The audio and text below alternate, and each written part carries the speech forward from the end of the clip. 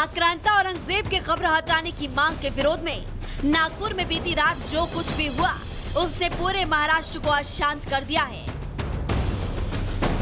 एक सोची समझी साजिश के तहत उपद्रवियों ने जिस तरह से नागपुर को हिंसा की आग में झोंका,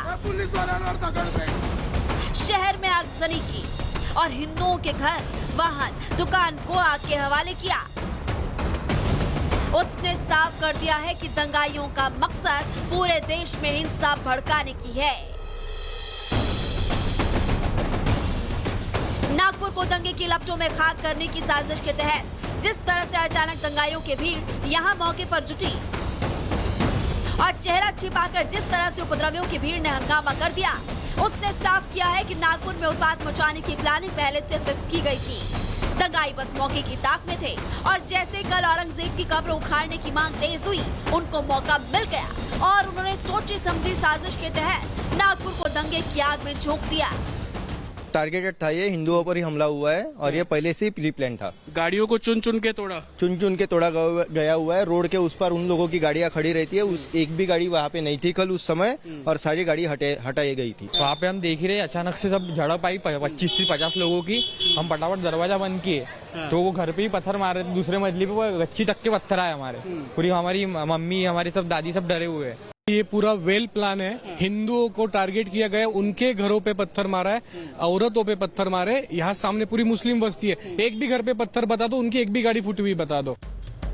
संघ का गढ़ कहे जाने वाले नागपुर को दंगे की आग में दहलाने की साजिश कितनी गहरी थी, इसका अंदाजा यहाँ भड़की हिंसा के तांडव और तबाही की इस तस्वीर को देखकर लगाया जा सकता है।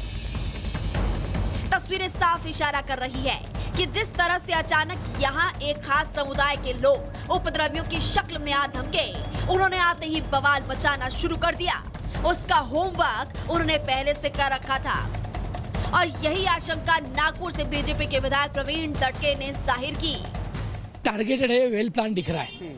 सिर्फ हिंदू समाज के घर जलाना, उनकी ये जिस रास्ते पे हम खड़े हैं ना, उस रास्ते पे दोनों समाज की गाड़ियां पार्क है, दोनों की जली हिंदू समाज की। इस रास्ते पे दोनों समाज के घर है, 50 इस गली में दोनों समाज के घर, इस गली में जलाए गए पेशने जी का, हरडे जी का, शिरके जी का, दुरुक्कर जी का। इसलिए ये वेल प्लान्ड है और इसलिए मैं माननीय देवेंद्र जी पर मेरा विश्वास है, वो तुरंत इस घटना की चौकसी करेंगे और जो इसमें दोषी, हमारे पास सीसीटीवी फुटेज है, डीवीआर में हमारी सारी जानकारी है, पुलिस के पास है, इसलिए इसकी चौकसी होनी चाहिए, ऐसा मेरी मांग है। नागपुर में हालात फिलहाल काबू में है। पुलिस ने फिलहाल दंगाइयों के निशाने पर आए सेंट्रल नागपुर में कर्फ्यू लगा दिया, लेकिन नागपुर के जरिए पूरे देश को दहलाने की साजिश कितनी गहरी है, इसका अंदाजा आज सुबह वहां से आई तस्वीरों को देखकर लगाया जा सकता है, जहां आज भी उपद्रवी एकजुट होने की कोशिश करते दिखे। यहाँ से गुजरने वाले हर व्यक्ति से पूछा जा रहा है कहाँ जा रहे हैं, क्यों जा रहे हैं, लेकिन ये एरिया सबसे ज्यादा महत्वपूर्ण इसलिए हो जाता है क्योंकि वही शिवाजी चौक है जहाँ पर ये वीएचपी और बजरंग दल का आंदोलन हो रहा था, जहाँ पर ये कहा जा रहा था, ये मांग हो रही थी कि औरंगजेब की कब्र को हटाया जाए और इसी के तौर पर सांकेतिक फोटो को भी जलाया गया था, जिसके बाद ये हिंसा यहाँ पर भड़कती है। और हिंसा भड़कने के बाद कल रात की जो तस्वीरें थी अपने आप में बयां थी कि किस तरीके से भीड़ आती है, वो पत्थरबाजी करती है, आगजनी करती है, गाड़ियों में तोड़फोड़ करती है।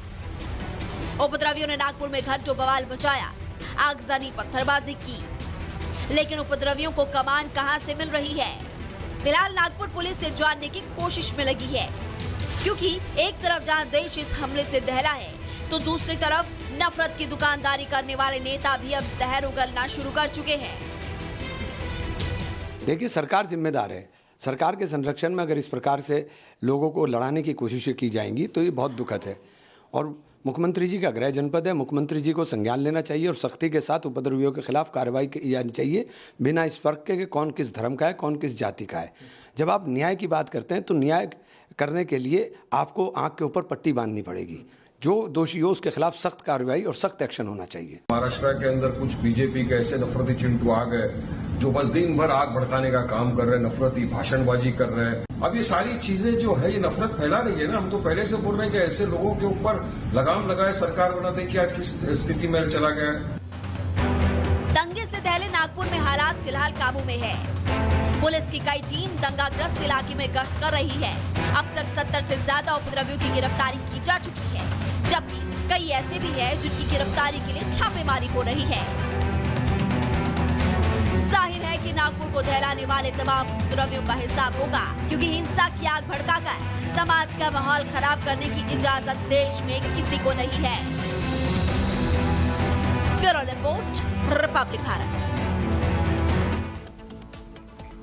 नागपुर के महल इलाके में हुई हिंसा की फुटेज सामने आई है। उसमें साफ तौर पर दिख रहा है कि कैसे दंगाई आते हैं, चेहरे को ढकते हैं और उसके बाद टारगेट सिर्फ हिंदुओं के घरों और दुकानों को किया जाता है। माहौल को पूरा खराब किया जाता है और ऐसे में फुटेज में साफ तौर पर कई तस्वीरें सामने आई हैं जो सबूतों को थे। ये गली के कॉर्नर पे बहुत सारा मॉब था, उन्हीं के लोग थे, उनकी ये चल रही थी। वो किसी को जाने नहीं दे रहे थे, सब हिंदुओं को बोल रहे थे चलो निकलो यहाँ से, हटो यहाँ से। मेरी बच्ची कॉलेज से आ रही थी, मैं उसको लेने के लिए बोली तो ऑटो वाले को बोला अगर तू अंदर घुसा तो तेरे को काट देंगे, ये कहा उन्होंने। हाँ, सोमवार को जिस तरीके से हिंसा हुई महाल में और उसे लेकर के लोग यहाँ पर अपना विरोध जताने के लिए पहुंचे थे। आप लोगों ने यहाँ पे ज्ञापन दिया है, क्या क्या मांग की गई है?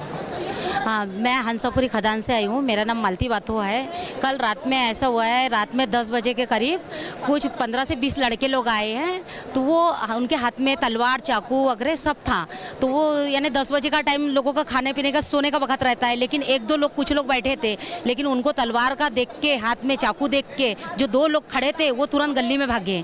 गली में भागने के बाद में वो लोग तलवार पटकने लगे, बोलते हैं और हिंदुओं को गाली बकने लगे, हिंदुओं तुम लोग कैसे रहते हैं और कैसे जीते हैं, हम देखेंगे, तुम लोग यहाँ पे रह नहीं सकते नागपुर के अंदर। कपड़ा बांधे हुए आए थे और गाली देके जा रहे थे। बाकी हमारे मोहल्ले में सब लोग निकले तो फिर वो वहाँ से भाग गए। और ज़्यादा बड़े नहीं तो 18-20 साल के लड़के होंगे, कम से कम 15-20 लड़के होंगे। बहुत ऐसी जो घटना है बहुत सालों के बाद हुई है और बहुत शर्मनाक घटना हुई है। आज तक हम लोग सब एक साथ में रहते थे, भालदारपुरा क्या और इधर का राम मंदिर गली क्या, सब साथ में रहते थे। लेकिन जो कल जो राम मंदिर गली में एक विशिष्ट समुदाय के लोगों के कार पर, वाहनों पर हमला किया गया, पत्थर, बड़े बड़े पत्थर कहाँ से लाए पता नहीं, और मजमे के मजमे रोड पर आए, हिंदुओं के खिलाफ गाली गलौज की। ये बहुत ही शर्मनाक वाला किस्सा कल नागपुर में महाल के एरिया में हुआ है। और बहुत ही एक अच्छी बात हुई कि इसमें कुछ महिला सफर नहीं हुई। एक आधी महिला अगर उनके आ जाती तो ये वो महिला का क्या हाल करते। तो महिला का भी सुरक्षितता का एक सवाल सामने आ रहा है। बिल्कुल, कई ऐसे सवाल है जिनके जवाब मिलने चाहिए। आज आप लोगों ने ज्ञापन सौंपा है, ज्ञापन में आप लोगों ने क्या क्या मांग की है, क्या क्या लिखित में दिया है? प्रोटेक्शन है, पुलिस का फेलियर है।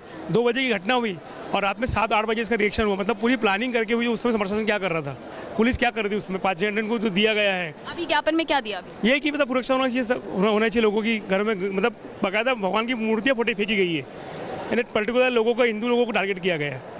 सुरक्षा होना चाहिए उनकी, बस और कुछ नहीं। कुछ लोगों का कहना है कि जो नुकसान हुआ है उसकी भरपाई के लिए भी लिखित में दिया गया है। जी बिल्कुल दिए है लिखित में। अब जिसका नुकसान हुआ उनको तो भर के देना ही पड़ेगा, क्योंकि काफ़ी मात्रा में उन लोगों ने तोड़ फोड़ करे, लोगों की गाड़ी फोड़े, जलाए, घरों के ऊपर पेट्रोल बम फेंके, बहुत सारा नुकसान करे। यहाँ पर मंत्री भी थे और साथ ही सीपी भी थे, उनकी तरफ से क्या आश्वासन आप लोगों को दिया गया है? उन्होंने बोले कि शांति बनाए रखिए, हम एक्शन ले रहे हैं। हम चाहते हैं कि ये वो एक्शन ले और नागपुर का वातावरण सही सलामत रहे, अच्छा रहे, शांत रहे, और बस इससे ज़्यादा तो कुछ नहीं मैडम, क्योंकि बहुत सारी चीज़ें गलत हुई है, ऐसा नहीं होना चाहिए। हम अपने तरफ से पूरे पीसफुल है, लेकिन नेक्स्ट जनरेशन कुछ भी, वो लोग बिल्कुल भी हमारा सपोर्ट नहीं कर रहे हैं। वो छोटी सी बात को लेके तोड़ फोड़, आगजनी, ये सारी चीज़ें करते हैं। हम सहन कहाँ तक करेंगे और हिंदू समाज, सनातन धर्म कहाँ तक सहन करेंगे? आप लोग सुरक्षा चाहते हैं? बिल्कुल सुरक्षा चाहते हैं मैडम, बहुत सुरक्षा चाहते हैं। चलिए, तो यहाँ पर सीपी डॉक्टर सिंह